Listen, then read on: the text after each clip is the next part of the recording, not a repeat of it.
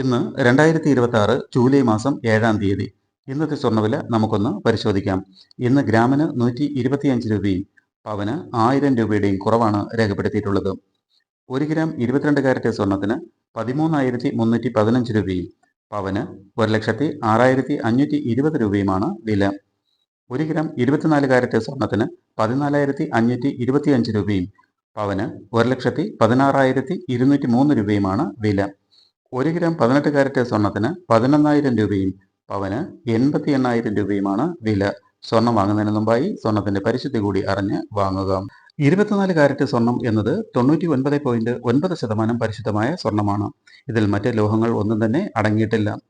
സ്വർണ്ണ നാണയങ്ങളും ബിസ്ക്കറ്റുകളും നിർമ്മിക്കാൻ ഇവ ഉപയോഗിക്കുന്നു. ഇതുകൊണ്ട് ആഭരണങ്ങൾ നിർമ്മിക്കാൻ കഴിയില്ല. കാരണം എളുപ്പത്തിൽ ഇത് പൊട്ടിപ്പോകാനും വളഞ്ഞു പോകാനും സാധ്യതയുണ്ട്.